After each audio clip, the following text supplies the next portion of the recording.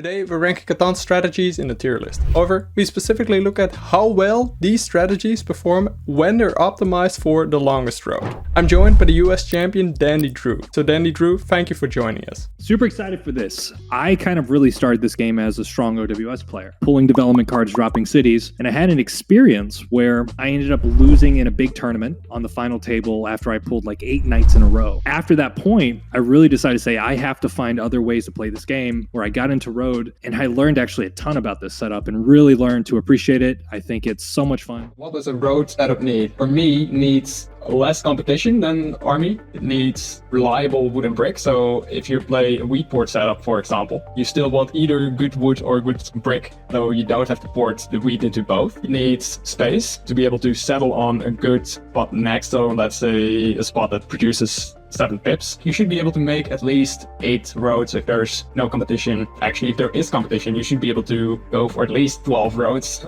maybe even 15, depending on how the board goes. Or there's something you would add to that? Space is one of the critical things for me. This is like usually when I'm thinking about the road game, this is like the first thing I'm putting my mind to. And you also need easy settles. The strategy that I see wins the most is 5 settles, a city, longest road, and a VP. So if you need 5 settles, you can't be affording to go around the board, 3 roads to a settle here, 2, like you need fast points, you need fast road settles. Also, if you have to pull a VP, that usually means you also need to buy some devs. So maybe you need some kind of flexibility to either get ore or to roll ore as well. We're gonna kick things off with port strategies. Do you think port strategies in general play for longest road well? And where would you say on the tier list they go? After winning USA Nationals, I can never put it in trash. That would be sacrilege for sure. The big part about playing a road game is about efficiency. Because for the OWS player, they're going to have their efficiency through buying development cards, pulling VPs, pulling monopolies. And in the same way, the road player has to find their efficiency, usually with having available space for easy settles. And the port plays really big into that, right? Because you don't want to be 4-for-1ing the whole game. Ideally, you're trading. So in general, having a good port strategy with good wood and brick production is kind of like the key. Somehow you need to get wood and brick in some way, shape, or form. So whether you're porting for it, but I try not to lean on a port too much, just because if you're porting most of your setup, it tends to be a little bit too slow. No, I agree with that. Absolutely. If you trade in all your resources 2-for-1, you need twice as many resources with a weak port setup. Do you think that's a setup that can play for longest road on some boards? I think having a good 2-for-1 port is always strong, right? Like that's part of that efficiency mechanism. I would say it lives between strong and good. And then there are certain cases where I'd say it's barely playable, right? Like if you have all wheat going to a wheat port, you're probably not efficient enough to play the road game. Like the wood port, I would say is strong because it does play into having the wood and the brick and be able to drop roads. But then there's certain ports like the sheet port, probably not your best bet. But then again, it depends on the proximity of your setup. It depends on your overall production. In general, like it's hard to say a port's bad.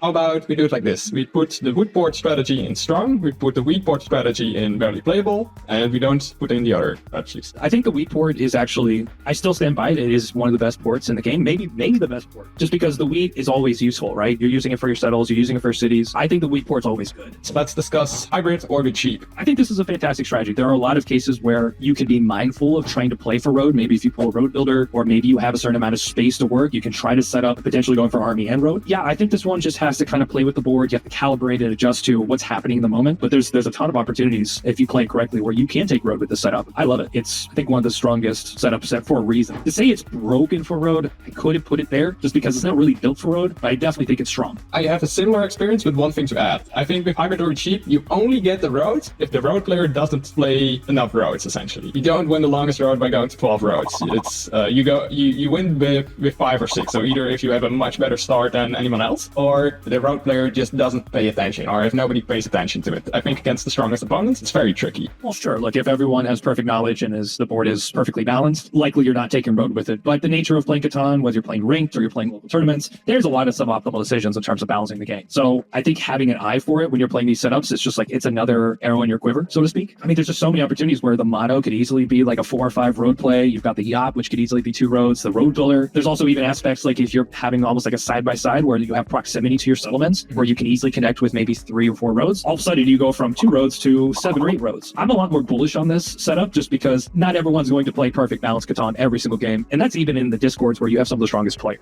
I did do a road steal just a couple of days ago. Like I had a road building in hand and others didn't see it coming. If my opponents paid attention a bit more, then there was no possibility. And I feel like when I play against the strongest players, these opportunities don't come. I'm definitely not comfortable putting it in strong. I can see good. you'd put it as good. I will say this, there is a strategic mistake a lot of road players make. A lot of times what they'll do is because they can expand quickly, they'll get their first 4 or 5 settlements, and then they kind of get stuck in this wheel of, okay, I'm at 7 points, maybe I've taken the road for 5 or 6 roads, now I need to build a city. And usually the board tries to stop that, right? Because that city for the road player is strong. Yeah. So that opens up a lot of strategic opportunities for the OWS player that maybe has that wooden brick to maybe block that road player a little bit and kind of give them a window. I see that a lot. Actually, probably way more than it should be happening. And for that reason, I like to think it's a strong opportunity for the OWS player to really maximize their win rate. But if I could put it between good and strong, I would. So if you want to put it at the front of good, perfect. Yeah, that works for me. Side by side, how do you feel about the side by sides impacting your opportunity to play for the longest road? It just got to go broken. There's no questions asked. It is what it is. I definitely think it's high. Either strong or broken. I mean, I'm a little biased, right? Because I coined the term and kind of built up the strategy. But the nature of what side by side is you're taking control of space, right? Which I mentioned earlier is a key function of playing a good road game. Okay, we can call it a positional concept, right? Because side by side could be literally anything. But that ability to control space where your hexes aren't getting blocked as much, especially if it's maybe your wooden brick is open, and then the ability to connect, it's a very sneaky way to play road. It is kind of part of a quintessential road game to be able to control space. So for that reason, I think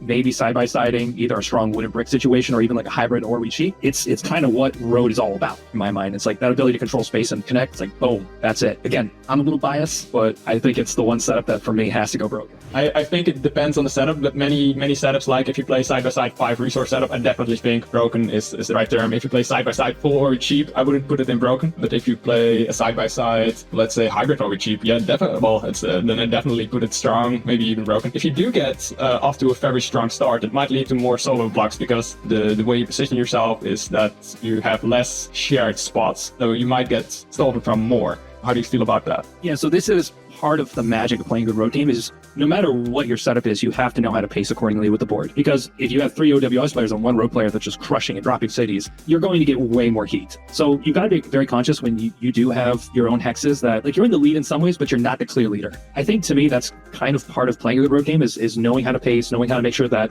you're not always the key threat because you can't afford to lose your resources. Like I said, efficiency is a big part of the strategy and keeping your hexes open is key. Yeah, no, that's interesting. I feel like we're getting closer to what leads to the longest roads with this discussion already. That's essentially what the tier list is all about, isn't it? Do you feel comfortable putting side by side in broken, or do you feel more it's on the top of strong, or? Yeah. I mean, I could have a Bible in the SQ. Okay, let's leave it there for now. So let's move on to 4 resource setup. So the 4 resources in this type of setup are everything except ore. Do you feel like this is a broken setup for taking longest roads? Ore is that valuable that it's always good to have. I couldn't say going wood, wheat, sheep, brick is broken for road necessarily, but I do think you need to find an efficient way to get ore. So maybe you might have a situation on the board where you have a surplus of a rare resource, like maybe an extra some brick, where you can trade it for that early ore so you can get that city. I have a hard time saying going without ore is broken, but if the dynamic allows you to easily trade, then it can be a really good setup, especially if you have that proximity of the SBS, or maybe you have really good port play to go with your setup. Yeah, I agree. The wood port strategy is more reliable to get a city. However, it's also a bit more expensive, I feel like. I feel more comfortable with the wood port strategy than the 4 resource strategy, yes. Now, I do find a lot of new players, they'll go into that 4 resource strategy as almost like a default. For that to be successful, you really do have to be conscious of the board, you have to be trading, you have to be making deals. But then again, that's the theme for the road player in general. It's you can't sit there and be quiet because the more efficient OWS is usually going to win that. But yeah, I think it's strong. I think if you play correctly, you've got a lot of great opportunities to take longest road. The city plus road setup, well, the name kind of suggests this is a good road setup. For me, this setup for longest road is broken. There's only 2 setups that I could see beating this for longest road. We'll cover those later, but for me, this is the best strategy for longest road we've covered so far. Do you agree with that? Putting it for an SBS, I feel like I'm losing a piece of my heart by doing that. But no, it is very good. I think having that ability to drop cities, upping your, doubling your production on that hex. Obviously, this requires having solid wood, brick, ore, and wheat. And then really, you only need 2 sheep, right? Because the idea is that you're going to be dropping 4 cities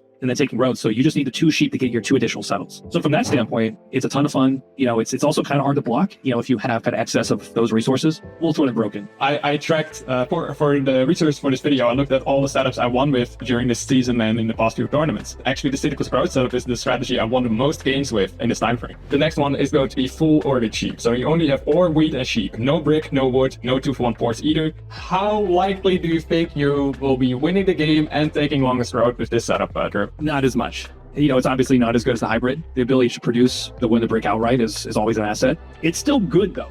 That's the nature of playing OWSs because you are dropping cities, you're producing a lot of cards, you're pulling development cards, which are usually always helpful. I still think the options are there. I don't think it's good. Like if you were saying at the start of the game, I'm playing full over cheap and I'm gonna take the longest road, I don't think I'd put the rubber on you a lot. My evaluation of this setup is that it, as a longest road strategy, it's barely playable. I'm not too bullish about this. As far as taking longest road, almost every setup could do it in some way. There's a huge advantage of just having wood and brick. The exception here to me is, can you efficiently and effectively trade for what you need? But I think as a standalone setup, I would have a hard time saying this is good for road. Yeah, I agree with that. So where do you feel it lands on the tier list? To the right of barely playable OWS. Next up is the 5 resource setup. I typically look at it as a setup that doesn't have a lot of ore. Builds its settlements quite fast. You don't want to be in a road race with the 5 resource setup. It can do a little bit of everything. We already have the 4 resource strategy at bottom of strong. In my mind, it's a better option. And I know, I don't know if our previous talks have made you a little bit more optimistic about the 5 resource strat, but I love it. I'm actually a massive fan of having just like good wood, brick, sheep, and wheat, and just having a touch of ore. Maybe it's a 3 or 11 ore, which I guess is kind of what you're saying here, right, with this kind of setup, because what happens is it's just enough ore production to keep your hand moving in terms of maybe you have to buy some devs or build for that city, but it never gets blocked. And a lot of the data is showing that sometimes those 3 or 11s can be even stronger than the 4s or 10s because the 4 and 10s are getting blocked at such a higher frequency in terms of like expected output. Honestly, I think if we're putting the 4 resource strategy at the bottom of strong, it needs to go in between wood, port, and 4 resource, to me. It was the setup I won the second most games with. Playing for the army more helps with that. Like in the past, I've seen it as a specific road strategy, but now I see it more as a bit more balanced, I suppose. I agree with you, it's above the 4 resource strategy. I would put it above the woodport strategy. I'm cool with that. Yeah, I love 5 resources. The road builder. Okay, this is a setup that has a ton of wood and brick. It has 2 of the 3 remaining resources, not a lot of, and also it's often not having any wheat, so it has to find different ways to get those. But so the strength of this setup is that it can win any road race, even if it's like 3 roads behind. It's kind of crazy. I think the name already suggests where I think this should go. For me, this is the very best road setup. If this strategy is in the game, no one else is taking the longest road. Obviously, the challenge of this setup is like if you are lacking, let's say something like wheat, that does become a challenge, right? That slows your overall expansion down. It slows down your ability to get that early city. So where I find these setups tend to do the best long term as far as getting the win, not necessarily just getting road, is can you build to the resources you need? And because you have a ton of wood and brick, it's like maybe dropping 2 roads or 3 roads isn't that difficult. I do love this setup. I do agree, like it will probably take longest road 85% of the time, but to really have this game be complete, I think you need to think about what expansions are going to complete your setup. Yes, I typically only like this setup when I have a good third settlement spot available to me. I also think this setup works amazing with a wood or a brick board setup. Any longest road setup needs a bit more resources, and this is no exception. Now, you're throwing it into broken. For the sake of getting road, it probably is. But also, like, considering how you win the game, like, you definitely have to play with a little bit more caution than most because you are missing some of those key resources that you need long term. Okay, yeah, absolutely agree with that. It's a setup that very reliably gets to 9 points at least. And then whether or not it gets to 10, it's a bit tricky. All right, it's broken.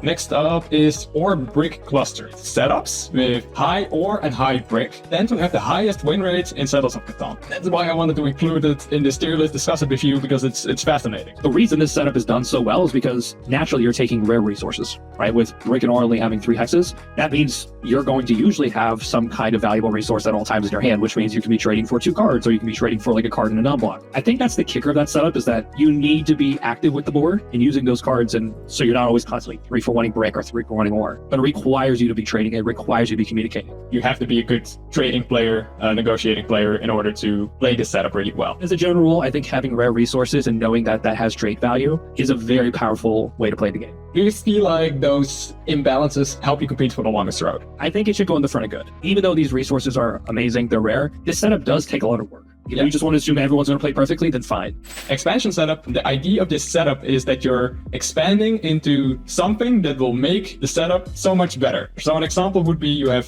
4 resources, but you don't have ore, but you build into the ore with your first settlement. So this becomes the expansion setup. This can be done with a lot of different ways. So perhaps you are lacking a bit of brick, but you build quickly into it, and then you have a longest road setup, or a road builder, or whatever.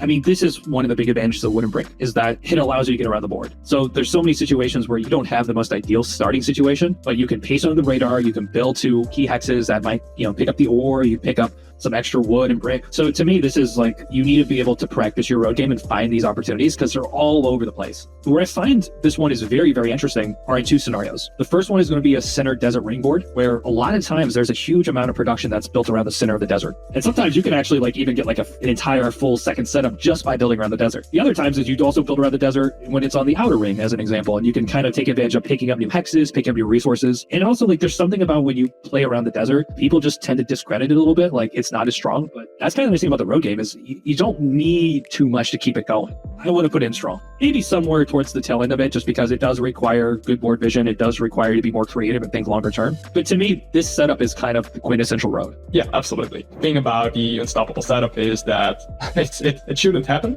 It only happens when either a board is really weirdly set up, or your opponents don't play defensively at all, or simply make placement mistakes where you get essentially all 5 resources in at very good numbers going into broken for me. I mean, by definition, right? Is this more a largest army setup, or does it like not matter at all? It almost doesn't matter because the good player is always going to find the path of least resistance. You can't stop all of them. That makes sense. Like by definition, it's unstoppable. I would put it at the end of broken, and there's so many different arenas where it will dominate. Would you put it ahead of the side by side, or? I can't do that. You can't do that. Okay. The dice luck setup, the fresh special is what it's also been called. Simply taking a setup with the I don't have much, but if this number rolls a lot, then this is gonna go well. Depends what numbers we're talking about, right? Like if you're praying for 2s and 12s to win the game, then I would just throw it in trash and never look back. But like a double 8-4-3 setup, those are still good numbers, right? You still have good production, and especially if you can get some interesting coordinated resources. How I see this setup is that it does rely on a 3 or an 11. I think by the fact that you said if it rolls average, which is what you should expect over the long term of playing that strategy, that you're going to lose, then it's probably it is by definition a losing strategy, right? I would say for that reason, we got to put something in trash. It's not going to be an unstoppable setup apparently, but I think this is a situation where it belongs. Okay, yeah, I can agree with this. It's the worst situation to be on the board of Catan, I think, but I can also understand why you would take that if you think that's your best shot. But yeah, generally speaking, we don't rely on luck. That's not what good skill and strategy is about. The biggest thing I'd say, guys, is have fun when you're playing these setups, work with the board, and kind of like you mentioned the post, I think having that sense of optimism when you're playing a road game is absolutely critical, because you're not going to have the same momentum as a really cheap player, but the chances are there and the opportunity's there if like you allow it to be. These are the top strategies you see when you play ranked on Catan's most popular platform, finalist.io. In fact, I'm so glad they're sponsoring this video because I play on there myself. You can choose to play ranked or casual, the base game or its most popular expansions like Cities and Knights. You can choose to play with friends or strangers whenever you want. Also, I really love its new membership feature called Replays, where you can watch and study your previous games. So click the link in the comment section and play with me on finalist.io. Thank you very much, Drew, for joining me for this video. And if you want to watch the USA National Champion in action, check out his videos. He plays very creative ways and wins with them. I think what you've been doing for the scene over the last couple of years, and it really is impactful. I mean, I can say with confidence, I started with your channel and delighted, and I learned a ton. And I think it's really cool to come full circle and be able to sit down with you. So keep going, man. If you ever need anything, we're here to support you, and I love it. Absolutely love what I'm seeing. Awesome. So thank you. Appreciate this. And well, maybe we'll do another one sometime. Who knows? Yeah, we'll break down all the best luck setups.